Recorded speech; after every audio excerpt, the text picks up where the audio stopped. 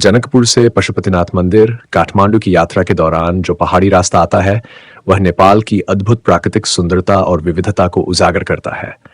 ये यात्रा तराई के समतल मैदानों से शुरू होती है और धीरे धीरे वह पहाड़ी इलाकों की ओर बढ़ती है। ये मार्ग न केवल भौगोलिक परिवर्तन दिखाता है, बल्कि सांस्कृतिक और प्राकृतिक दृष्टि से भी बेहद रोमांचक और मनमोहक है। रास्ते की खूबसूरती, तराई का हरियाली भरा मैदान, जनकपुर से बर्दिबास तक का क्षेत्र हरे भरे खेतों, सरसों के फूलों और छोटे छोटे गांवों से घिरा होता है। यहाँ का वातावरण शांत और ग्रामीण जीवन की झलक प्रदान करता है। सिंधुली घाटी, बर्दिबास से सिंधुली घाटी तक का मार्ग आपको एक अलग ही दुनिया में ले जाता है। सड़क की घुमावदार ढलानें, यहाँ के मोड़दार रास्ते न केवल रोमांचक हैं, बल्कि आसपास के हरे भरे जंगल और पहाड़ों के दृश्य मंत्रमुग्ध कर देते हैं। सिंधुली गढ़ी, ये ऐतिहासिक स्थान पहाड़ियों के बीच स्थित है और यहाँ से घाटी का अद्भुत नजारा दिखता है। मानसून के दौरान ये इलाका और भी सुंदर हो जाता है जब झरने और जलधाराएं बहने लगती हैं। पहाड़ों का सफर, जैसे जैसे आप काठमांडू के करीब पहुंचते हैं, हिमालय की चोटियों का दीदार होता है। यहाँ की सड़कें पहाड़ों से होकर गुजरती हैं, जहां एक ओर गहरी घाटियां और दूसरी ओर ऊंचे पहाड़ दिखाई देते हैं। ठंडी हवाओं और प्राकृतिक सुगंध के साथ ये यात्रा सुकूनदायक अनुभव देती है। हेटौड़ा और चितवन के जंगल दूसरे मार्ग से, अगर आप हेटौड़ा के रास्ते से जाते हैं तो आपको चितवन के जंगलों और वन्य जीवन की झलक मिलेगी। ये क्षेत्र जैव विविधता के लिए प्रसिद्ध है और यहाँ के रास्ते भी प्राकृतिक सुंदरता से भरे हैं। पहाड़ों और रास्ते का सांस्कृतिक पहलू, रास्ते में छोटे छोटे गांव, स्थानीय लोग और उनकी पारंपरिक जीवन शैली देखने को मिलती है। पहाड़ों के बीच स्थित मठ, मंदिर और स्थानीय तीर्थस्थल यात्रा को और भी आध्यात्मिक बना देते हैं। हर मोड़ पर आपको नेपाल की सांस्कृतिक विविधता और प्रकृति के अनमोल खजाने का अनुभव होता है। यात्रा के दौरान ध्यान देने योग्य बातें, झरने और नदियां। मानसून में यह रास्ता झरनों से भर जाता है, जो यात्रा को और खूबसूरत बना देता है। ठहराव, आप रास्ते में कई स्थानों पर रुककर पहाड़ियों के दृश्य का आनंद ले सकते हैं। फोटोग्राफी, यहाँ के प्राकृतिक दृश्य और सूर्योदय सूर्यास्त के क्षण फोटोग्राफी के लिए अद्भुत होते हैं। निष्कर्ष, जनकपुर से काठमांडू का रास्ता केवल एक यात्रा नहीं है, बल्कि यह एक अनुभव है जो आपको नेपाल की सांस्कृतिक और प्राकृतिक समृद्धि के करीब ले जाता है। जनकपुर, नेपाल से काठमांडू तक यात्रा के दौरान आप एक सुंदर और सांस्कृतिक रूप से समृद्ध अनुभव का आनंद ले सकते हैं। ये यात्रा आपको नेपाल के तराई क्षेत्र से पहाड़ी क्षेत्रों तक ले जाती है। यात्रा मार्ग, साधन और महत्वपूर्ण जानकारी का विवरण दिया गया है। यात्रा की कुल दूरी और समय। दूरी, जनकपुर से काठमांडू की सड़क मार्ग से दूरी लगभग 295 किलोमीटर है।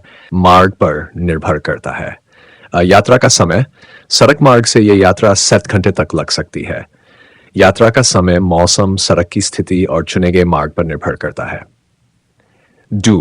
यात्रा के प्रमुख मार्ग, जनकपुर से काठमांडू तक पहुंचने के लिए मुख्यतः 2 मार्ग हैं। जनकपुर बर्दिबास त्रिभुवन राजमार्ग काठमांडू। मार्ग विवरण: 1. जनकपुर से बर्दिबास लगभग 35 किमी। 2. बर्दिबास से त्रिभुवन राजमार्ग के जरिए सिंधौली होते हुए काठमांडू। खासियत, यह मार्ग खूबसूरत पहाड़ी दृश्यों और हरे भरे जंगलों से होकर गुजरता है। सिंधौली क्षेत्र की सड़कें घुमावदार और चुनौतीपूर्ण हैं, लेकिन अत्यंत मनोरम हैं। जनकपुर महेंद्र राजमार्ग त्रिभुवन राजमार्ग। मार्ग विवरण: जनकपुर से बर्दिबास, बर्दिबास से हेटौड़ा महेंद्र राजमार्ग पर, हेटौड़ा से त्रिभुवन राजमार्ग के जरिए काठमांडू। खासियत, ये मार्ग अपेक्षाकृत लंबा हो सकता है, लेकिन सड़कें बेहतर हैं। ये मार्ग यात्रा को अधिक आरामदायक बनाता है। यात्रा के साधन: आय बस या सार्वजनिक परिवहन। जनकपुर से काठमांडू तक डीलक्स बसें, टूरिस्ट बसें और साधारण लोकल बसें उपलब्ध हैं। बसें मुख्यतः सुबह और रात में चलती हैं। यात्रा शुल्क: सामान्य बसों के लिए NPR 800-200 और डीलक्स बसों के लिए NPR 500 2 निजी वाहन: आप अपनी गाड़ी या किराए की कार से भी यात्रा कर सकते हैं। ये विकल्प अधिक सुविधाजनक है और आपको मार्ग में रुकने की स्वतंत्रता देता है। हवाई यात्रा। जनकपुर हवाई अड्डे से काठमांडू के लिए नियमित उड़ानें उपलब्ध हैं। समय। फ्लाइट से केवल 30 मिनट लगते हैं, 6 days. Marg Gardi samlingsparken और बुकिंग समय पर निर्भर करता है इन फ्राइताना एंड फ्रमगान्यान्स। ये यात्रा के दौरान पड़ाव और आकर्षण। आय सिंधौली हासिक स्थान जहां नेपाल ने गोरखाओं के साथ ब्रिटिश सेना को हराया था। यहाँ से पहाड़ों का शानदार नजारा देखने को मिलता है। हेटौड़ा शहर अपनी प्राकृतिक सुंदरता और शांत वातावरण के लिए प्रसिद्ध है। अगर आप हेटौड़ा वाले मार्ग से जा रहे हैं तो चितवन राष्ट्रीय उद्यान भी पास है। पशुपतिनाथ मंदिर एवं पशुपतिनाथ महादेव। नेपाल की राजधानी काठमांडू में बागमती नदी के तट पर स्थित एक प्राचीन और प्रमुख हिंदू मंदिर है। यह मंदिर भगवान शिव को समर्पित है और इसे नेपाल में सांस्कृतिक और धार्मिक रूप से अत्यंत पवित्र स्थान माना जाता है। पशुपतिनाथ महादेव। अर्थ। पशुपति का अर्थ है सभी प्राणियों के स्वामी। यह भगवान शिव का एक प्रमुख नाम है जो सभी जीवों के रक्षक और नियंत्रक माने जाते हैं। भगवान शिव को हिंदू धर्म में सृष्टि के संहारक और पुनर्जन्म के प्रतीक के रूप में पूजा जाता है। पशुपतिनाथ महादेव उनकी दिव्यता और व्यापकता का प्रतीक है।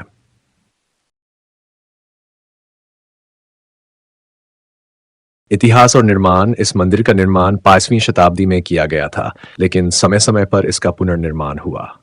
यह मंदिर नेपाल के राजा द्वारा संरक्षण प्राप्त करता रहा है और यूनेस्को द्वारा विश्व धरोहर स्थल के रूप में मान्यता प्राप्त है। मंदिर की वास्तुकला। मंदिर में लकड़ी और पत्थर से बना एक भव्य और पारंपरिक डिजाइन है। मुख्य मंदिर में 2 मंजिलें हैं और इसकी छत सोने और तांबे से सजाई गई है।